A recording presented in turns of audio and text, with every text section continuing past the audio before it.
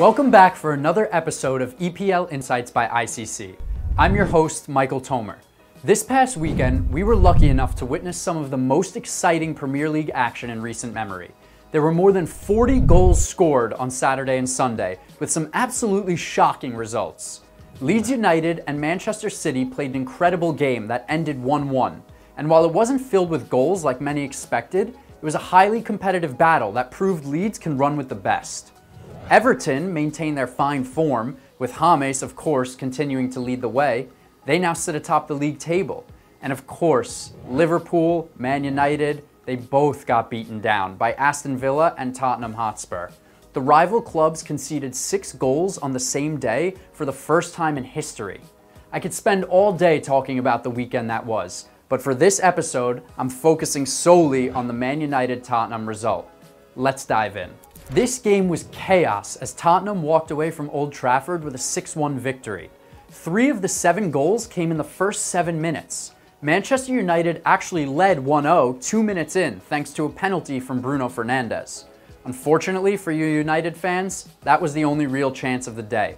Spurs immediately bounced back with Tanguy Ndombele tying it in the 4th minute, and Son put them on top for good with his first of the game in the 7th minute.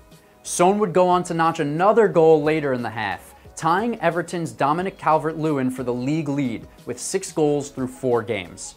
However, the biggest moment of this one came in the 28th minute. Man United striker Anthony Martial was shown a red card for smacking Tottenham's Eric Lamela in the face while trailing 2-1.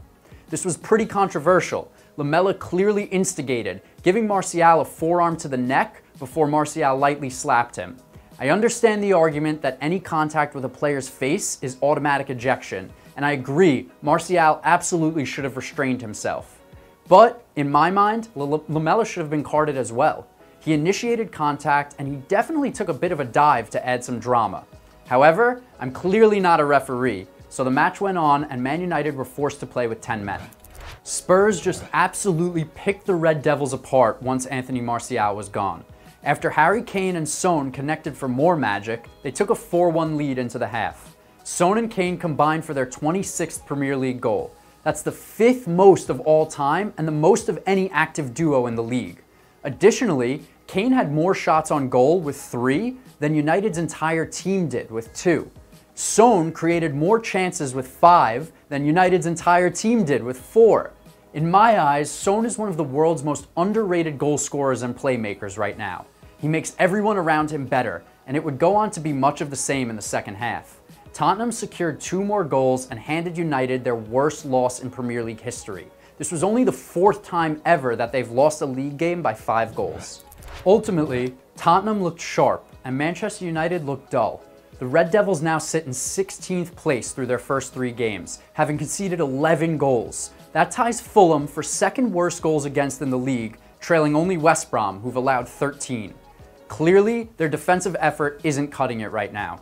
And while left back is not the biggest area of concern, I am curious to see if the recent acquisition of Alex Telles from Porto proves to be helpful. On the other hand, I would be doing fans everywhere a major disservice if I didn't mention the special one, Jose Mourinho, who was not hiding that infectious smile of his as Spurs picked up a resounding victory against the same team that sacked Mourinho 2 years ago.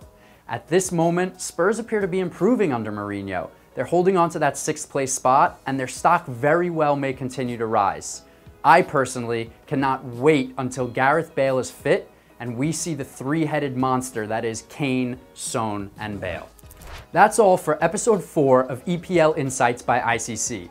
Be sure to follow International Champions Cup everywhere for all of your latest European soccer news, and at ICC Women on Instagram and Twitter for all things women's soccer. Thanks for tuning in, and I'll see you next time.